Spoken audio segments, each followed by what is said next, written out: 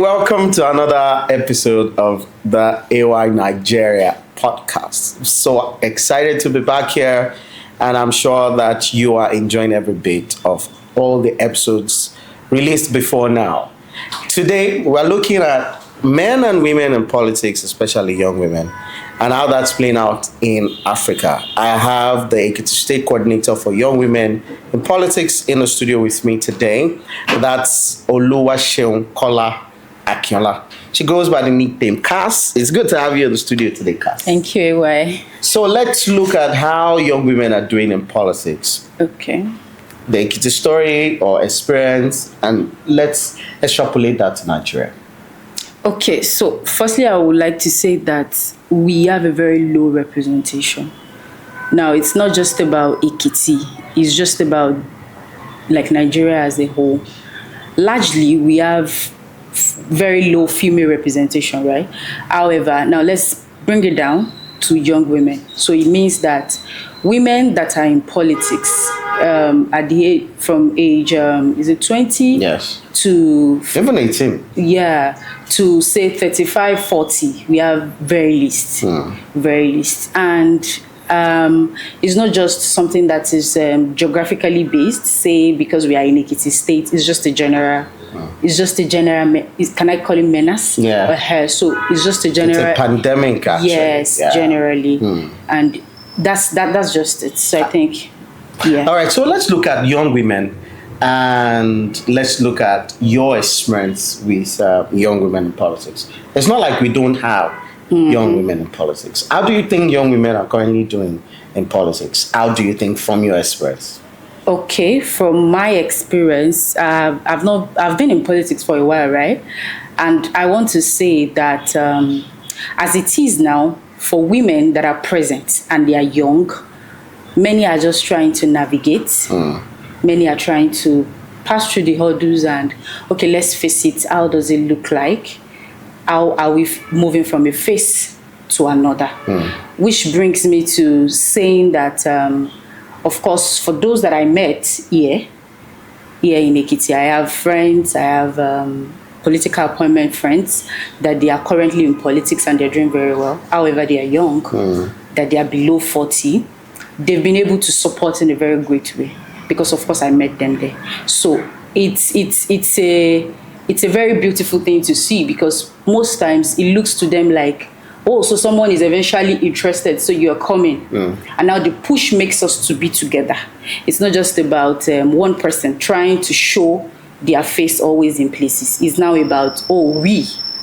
Like we are now in numbers. Yeah. Very few though. So of course we have, and it gives another leverage, another opportunity for young women to be seen. Because of course when you're in a very large population of where elderly men and elderly women are, and you're the young person among them, and you're very vibrant. So it gives you the leverage to be heard. They really want, what do you have to say? What do you want to say? In most cases, the opportunity is there. Yes. So let's dive deep into the conversation. Women, young women. So there's a woman or women stigma in politics and leadership. Now we are now fighting for young women in politics. Women have that stigma around them politically where they say a woman's place is not in politics, it's in the other room, it's in the kitchen. Stereotype. That's stereotype, right? But now we're advocating again for younger women, usually between maybe 20 and then 35, less than 40, for them to have a say in politics. They are perceived, I know, because I play in that field, in certain ways and seen in a certain way. Yes. I want to know your experience, right? Okay. Do you think that women have been, especially young women, have been compelled to do certain things to have access to political positions? Let's just say it. Okay. It is. So let me start by saying that whatever you intend to do in life, not just politics, there's something called choice. So it's choice. And now moving back to politics. Now we agree that females generally are they are endangered species. Yeah. So, or vulnerable group. yes. Because a lot of people are going to be watching this, so we know right. vulnerable group. All They right. belong to the vulnerable Yes. group. Yes. And we all agree that there's a stereotype Yes. around all of this. I do agree. Which actually box women Yes. into a certain way. There's a perspective, there's how you should live, there are things that you should do, there are things that you shouldn't do. Yeah. Now, if you are an individual, just like myself, who wants to break that, it means that you have to be double with confidence, with audacity. Yeah. Now, let me come down to the context of getting into politics. Now, it means that you have a passion for governance. You have a passion to make a change in people's life. Yeah. Not just a specific group of people, but a very large society number that actually brought you into what got you interested. Do you think that young women have the capacity? Not women. Do you think that young women have that capacity? Yeah. Just by what you have said. Yeah. Now let me give a very short example that actually made me realize that I didn't get here by chance. Tell us the story. Yeah. So when I was younger, I think it was almost like a month ago, I was telling someone very close to me and I said, I do something very strange when I was younger. I literally look at the mirror and I speak to it when no one is watching. I did that too. Yeah. And over time, I didn't even know what that meant. And of course, I went to a secondary school, which was a federal school, a science at that, and I wanted to become a lawyer.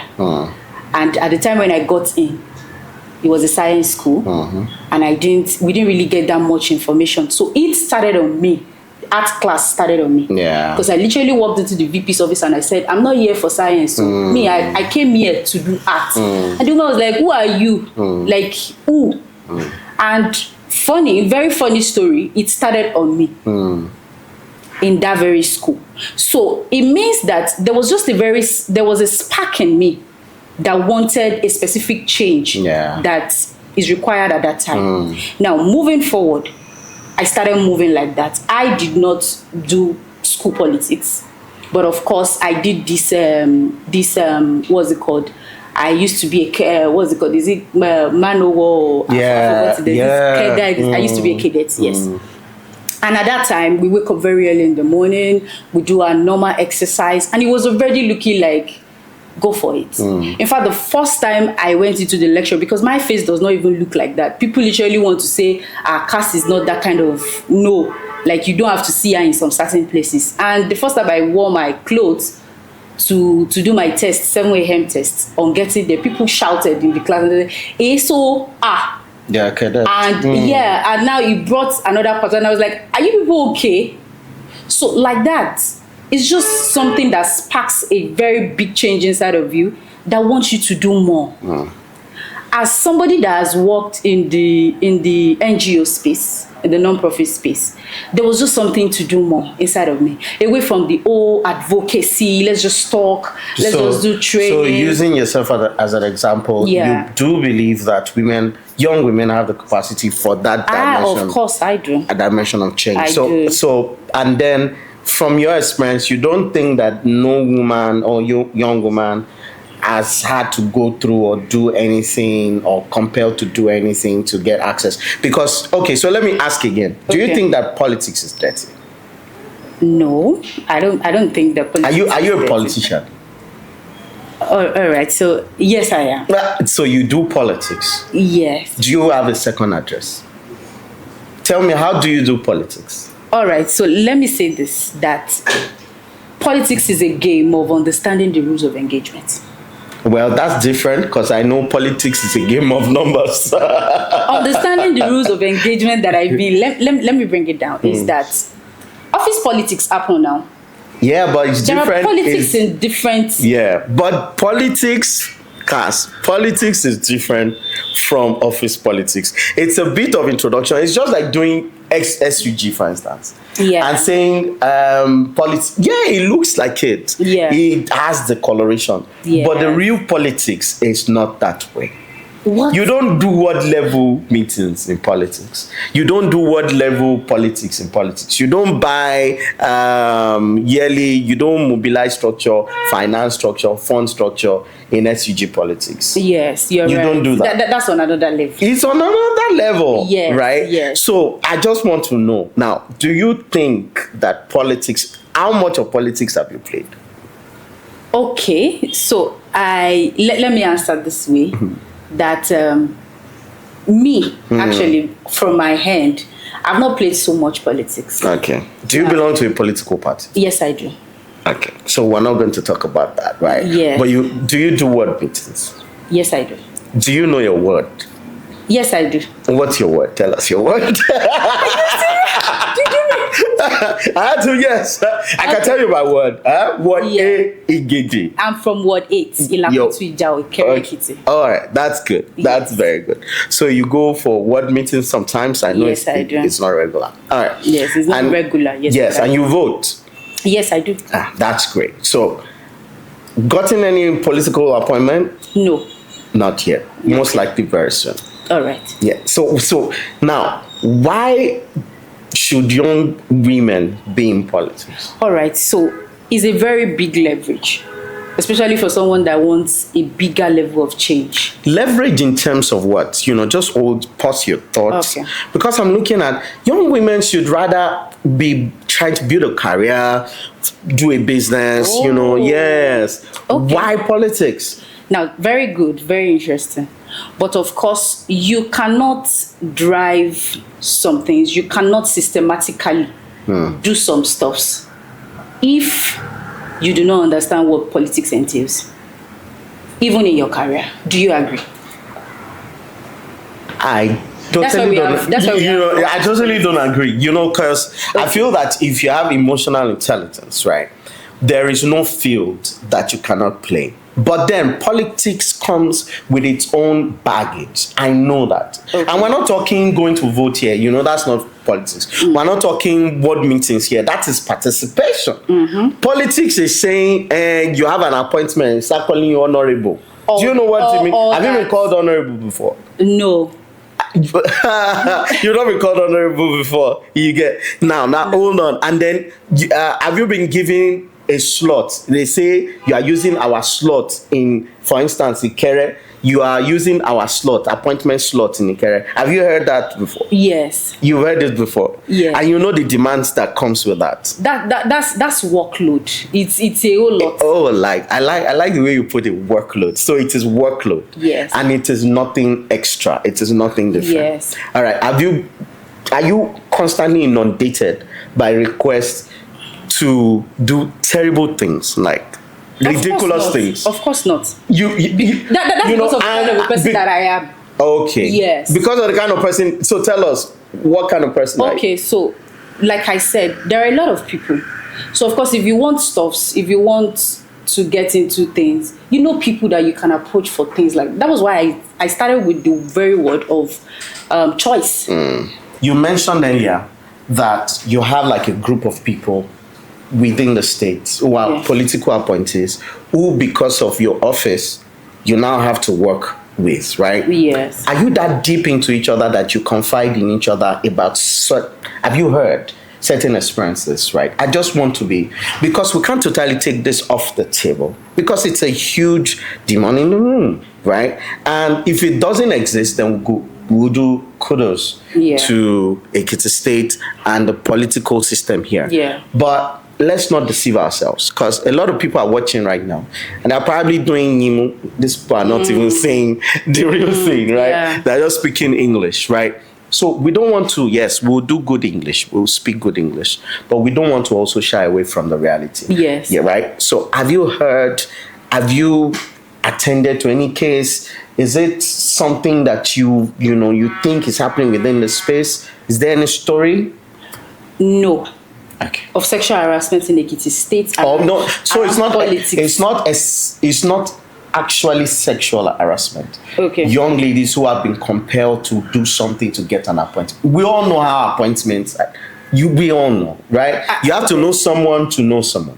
And then let's say we find out, oh, so is this a fine girl, young girl, okay, Jekafuni essay or SSA, you know, kini qualification, and then Jekowari Milale, quickly process letter, you know, or that doesn't happen. I've not heard of that, honestly, in all honesty, because I believe in great mentorship, and I believe in bringing value to the table in order to. Who's your mentor, by the way?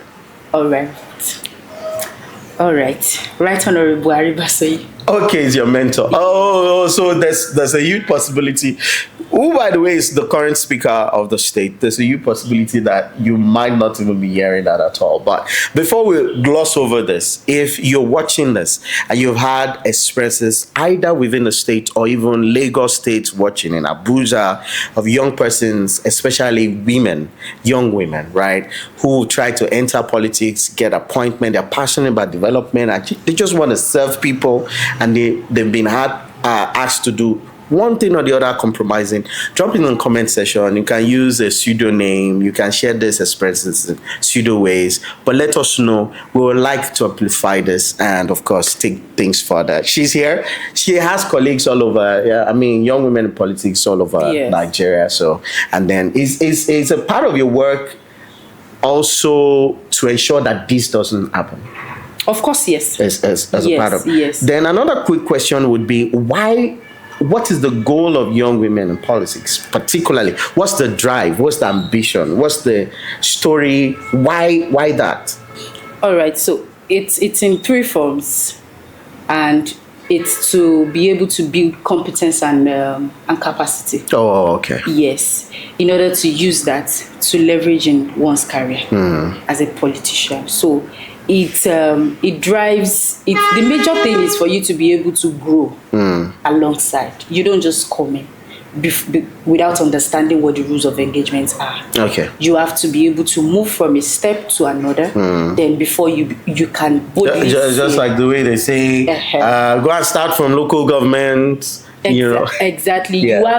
You have to understand that there are key things that you should be able to bring to the table. Because if you are coming from, let me use an example, because there's a lot of leverage that can move from that. For somebody that did not do school politics, this school politics thing, and now you are a graduate, you already have a job, or probably you are an entrepreneur, and you are interested in doing more. It's not just to make money and just be good for yourself.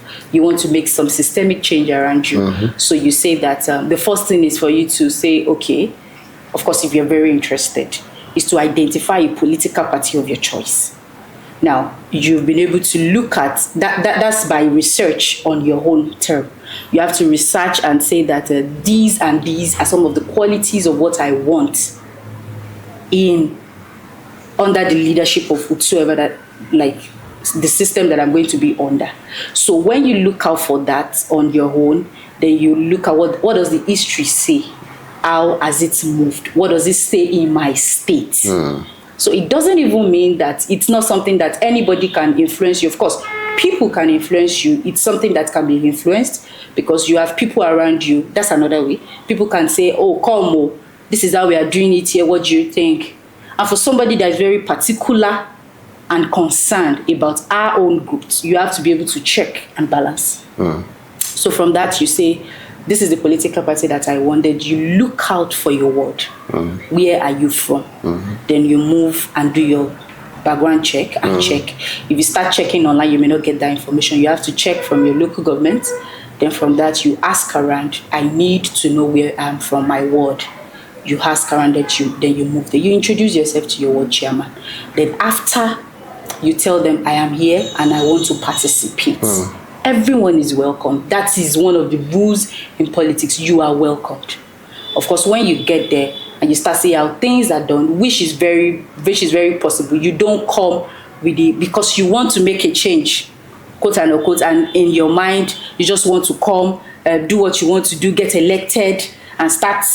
You have to move through the process. You can't come and like that. And this is what young women in politics teaches young women. Yes.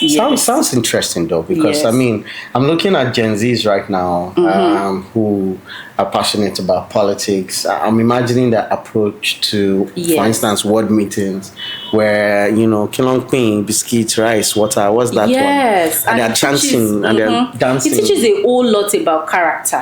Because if you're somebody that's very nonchalant, we are in Nigeria, and for a side of us, this is a Yoruba land, where you get to a place, you know that you have to greet the elders, because of course it is the elderly that are there. So the first thing that you have to do, it might sound tough for some Gen Z. So you can't get there and you just be like, like I'm here. Yes. No. At the deal. You have to get out. I stated something. I said understanding the rules of engagement. How is it done here? There are different styles in different families. Yeah. So it's like a family. You have to understand what's happening here. Who are the top people that has influence? That when they talk, people listen to them. Very strategic. You become friends with such people. You offer value to top stakeholders. You have to come in with value. If you come in as, I'm just here, I just want to shout, I just want to say, daddy. Is that usually not the way a lot of young women enter politics? Babari, Babake, Twali, Baba, I did for you. All right. And I have seen this. As a matter of fact, I think that the more Igboro you are, the more the system will say, that's untrue. Let me say this, that's untrue. Yeah. All the comrades in the system. So that's untrue. Many entered through value. Let me give an example. Let me give an example, because I started with, there are 3 stages. You have to have character, competence, and capacity. Now, if you're coming in with character, you know that this person has to trust you, because trust is very important. Loyalty is key in politics. You don't come into people's life and and you think you disappear. So because you have to be known for a good character, you have to portray yourself like somebody that has value. Okay, so I'm very good at coordination. I'm good at coordinating. I can coordinate. Do you need me to help you with anything? These are the skills that I have. I studied mass comm, so I can communicate effectively with very large audience. So I can say that, okay, these and these are the areas that I'm very key, sir, that I can support in. What do you think I can do? How do you intend to support me in that area? If you intend to mentor me. So it's about service first, you give first. So most of these people got in. That's how you build capacity. Yeah, that's how you build it. And of course, recommendation comes after. I'm talking, yes. So of course So it doesn't matter the whole Ababa or Miji. It's not everyone that can do that. I can't even do it. It's not everyone that can do that. So however, even when you try to, of course, because we are in Yoruba and you really want to put the swag to just make sure that sir, I see, like I'm here with you, and it's just on the minimal side. You can literally do all of that, and you're not even a credible person to them. They will literally, that's all. But of course, they know people that they call when urgent needs are needed and when they need to solve a particular thing, because they have a very great schedule. They have a very large schedule. They have to be in different places at different times. Yeah. So because of that, they need people that can support credible in different areas. So if all you can do is all of this, how do you come in? Okay. I'm going to ask you, I have a lot of questions on capacity, all of that. We've handled credibility, but I don't want to poke so much on that capacity because, of course, from what you shared, it means that the system rewards capacity in a way, of course, loyalty also in a way. You're dealing with NGOs off the camera, off the mic. We're having conversations around how you interface with NGOs. How has that been, by the way? So for NGO, I've worked in the NGO space for a while, and of course, the Young Women in Politics Forum, the intention is to groom young women into politics. Basically, it's an NGO that is specifically based on grooming young women in politics. Mentorship. Yes. So the academy itself, that's what it does. So I'd run NGO, I'd consulted for organizations, and majorly what we do is we advocate. We advocate for certain things. We push through. What can we do? How can we support government in pushing policies that support certain spaces? What can we do in that area? Now, looking at politics, I have a very different experience, because when I started getting interested, I really wanted to start combining the two together. I can advocate and at the same time be a card-carrying member. And of course, there were a lot of reactions, a whole lot of reactions. Until now, I still get some. Yeah. People get cracked up with that, like, how? How? Like you're partisan, yeah, and you're advocating? Yeah, because that's what the law says, according to that you can never be a partisan individual. So how then do you make the change that you're advocating for if you do not belong to a camp? That's a very serious question, because I've wondered myself, and I've asked severally, that if as an individual I have a business of my own that I do, of course you must have a job even before you could decide to own an NGO. Yeah. Because why not? Yes. What do you intend to fund it with? So if you want to support people, even if you're a politician, you have to have a job. Yeah. What do you do? So these are the issues around it. So because of that, I started getting a lot of reactions of why I shouldn't belong to a political party. However, I was trained to. So there's a training to be. Yeah. To effect change, and then the people that are sponsoring and enlightening people to go and effect change are saying you should not be. No. What I'm saying in essence is this, that when I started getting so much interested and I wanted to become partisan, I started getting reactions from individuals. I mean individuals. Oh, individuals, not particularly. Not as a body. No, I was trained bodies, to do that. So I started getting individuals' reactions saying that, why? Because this is what you do. How do you intend to influence? And I was like, I should be able to influence more with that. Within the system. Because of course I would have a say. My eyes are there, and I can obviously say that let's do it this way. With the backing of others, influencing others to support me. Of course, which are the males, their allies. They can support to influence and do things the right way. So of course, I educate people about that a lot, because it sparks a lot of reactions. I get random messages, and people literally say, do you think you have to do this? Why are you there? Why are you? Of course, I have a choice, and that's my choice. I've gotten examples of people that have done that, and they had to totally leave the NGO space to face politics. So I'm still on the verge of that, in order to be able to take my decision on that, actually. Oh, so it's a work in progress for you. Yes, for me. I wish you well, because it's a murky water. Yes. And I can tell you that, I think that the system makes it kind of complex, right? Yes. And then people also make the system because people are the system eventually.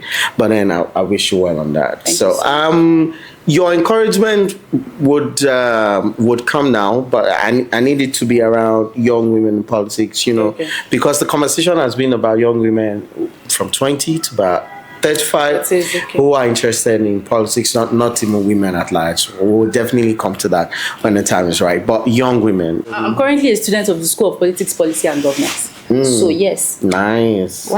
So why not? I mean, are you saying you can eat your cake and have it? No. No, it's different.